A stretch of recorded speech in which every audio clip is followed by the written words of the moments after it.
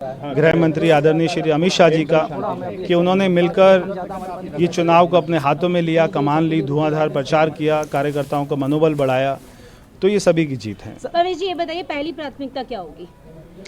देखिए, हमारी तो पहली प्राथमिकता में यहाँ की महिलाओं को 2500 रुपये का हमने वायदा किया है। हमने सारे करप्शन के ऊपर में SIT का गठन करने की बात करी थी। हमने यमुना रिवर फ्रंट बनाने की बात करी थी।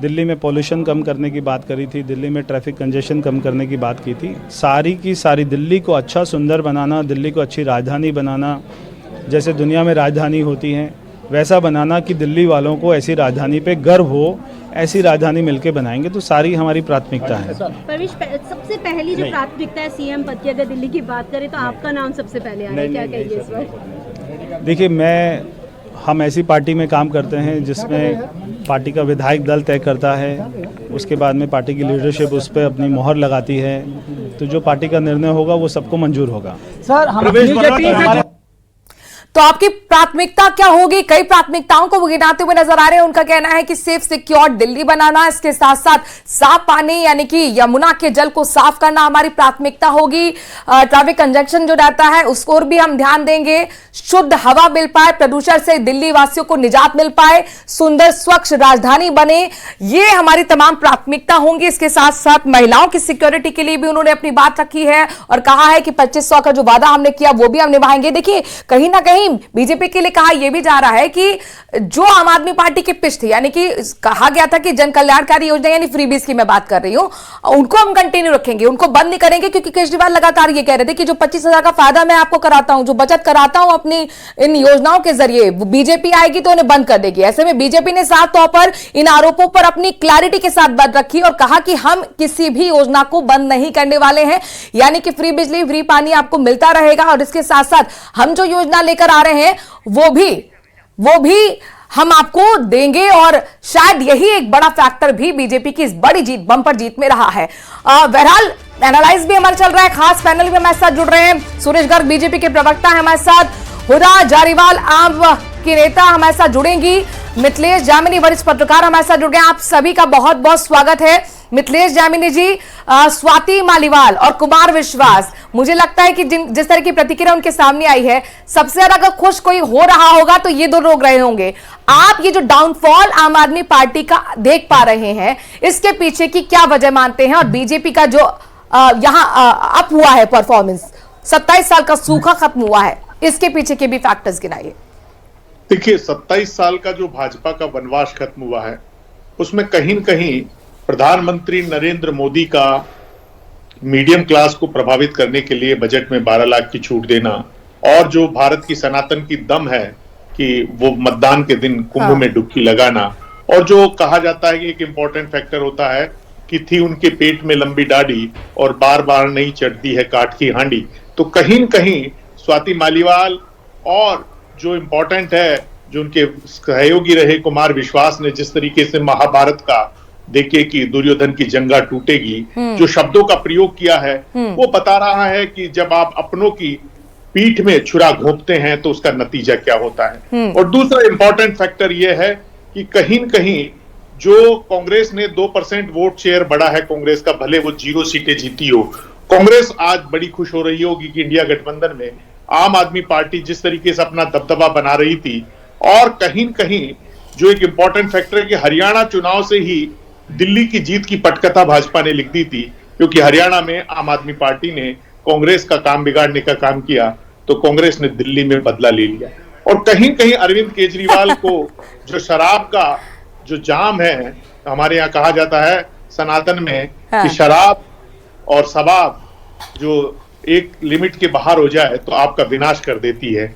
और जो मनीष सिसोदिया हारे हैं, जो कह रहे थे हर दिल्ली वासी बच्चे के हाथ में बेहतर किताब दूंगा, एक हाथ में किताब पकड़ा दी, एक हाथ में शराब पकड़ा दी, तो कहीं न कहीं जो कंसेप्ट था वो उनका डोल गया और कहीं न कहीं अहंकार हार गया। जो बात करते थे वैगनार से जाऊंगा, वो स्वाति मालीवाल ने जब कहा कि जेड सुरक्षा मांगते दिखे, तो मैं कहूंगा शिक्षा से शराब और शराब से शीश महल का जो सफर तय किया, वो सफर उनकी ताबूत में आखिरी कील ठोकने में साबित हो गया और लेकिन कंपैरिजन अगर अब यहाँ आम आदमी पार्टी का कांग्रेस से करे परफॉर्मेंस वाइज, क्योंकि 15 साल तो कांग्रेस ने भी सत्तासीन रही है, लेकिन आज उसका हाल क्या है कि अस्तित्व को तलाश रही है। प्रियदर्शी भी हमारे साथ जुड़ गया। भटनागर जी, स्वागत आपका। और सबसे पहले तो दाद दूंगे, और चूंकि आप आए हैं, हमें लगा था कि पैनल में कांग्रेस के शायद प्रवक्ता ना आए, चूंकि बहुत मुश्किल हो जाएगा।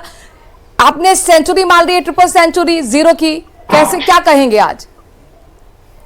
देखिए, सबसे पहली चीज तो मुझे इस चीज का बड़ा अभिमान है कि मैं कांग्रेस पार्टी से जुड़ा हूं, क्योंकि कांग्रेस पार्टी का इतिहास और देश की आजादी का इतिहास 135 साल पुराना है। हार जीत चुनावों में चलती रहती है। जैसे आपने दोहराया कि अभी हम 0-0 पे हैं, जैसा आपने आज की अभी की स्थिति बताई है, लेकिन आपको यह भी पता है कि 15 साल का हमने लगातार यहां पर राज दिया है। और कांग्रेस पार्टी ने एकमात्र ऐसी पार्टी है जिसने पूरे देश के अंदर एकजुट शासन दिया है। हमारा सबसे पहले दिल्ली में उद्देश्य था कांग्रेस को नए सिरे से खड़ा करना और हमारी बात जनता तक पहुंचाना और हमारे को खुद को साबित करना।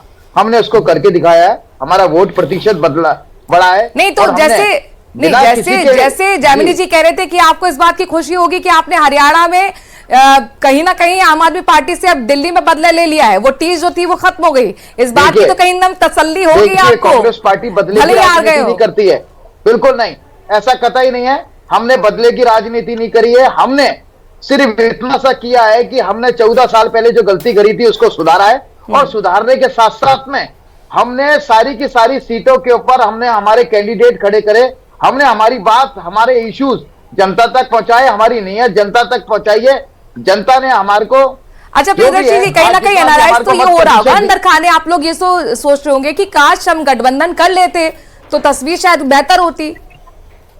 देखिए, गठबंधन तो हम करना ही नहीं चाहते थे, क्योंकि गठबंधन अगर हम करते तो हमारे को किसने रोका था?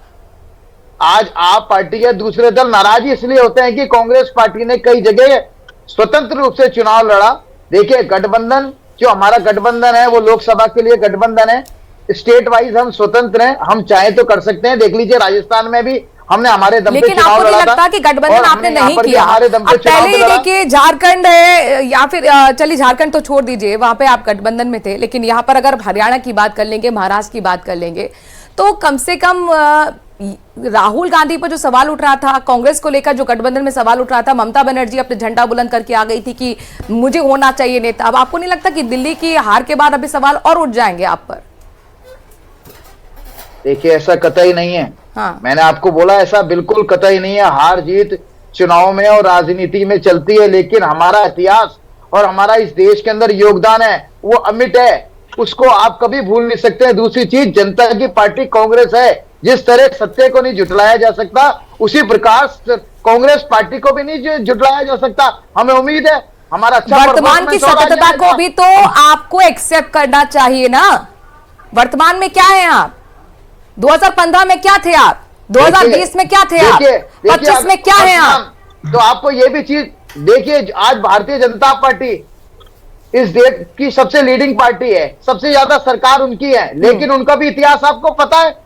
उनका इतिहास 4 सीटों से स्टार्ट हुआ था, लेकिन हमको उनसे कोई कतई लेना देना नहीं है। हम सिर्फ इतना जानते हैं, हम हमारी सबसे पुरानी पार्टी है और अस्तित्व को तलाशने की स्थिति अब आपका आ गई है। हम उम्मीद करते हैं जनता में तीसरी आपकी हार है सर लोकसभा के बाद। ये आपको एक्सेप्ट करना पड़ेगा और ये सोचना पड़ेगा कि आखिरकार क्यों विश्वास अब जनता में नहीं जगा पा रहे हैं। वो शीला दीक्षित आपके पास थी, वो चेहरा आपके पास था जिसकी दिल्ली की तस्वीर आपने बदल दी। आपके कामों को तो लेकर केजरीवाल चले गए ना सर। चलिए मैं आपके पास आऊंगी, आपको मैंने काफी वक्त दे दिया है।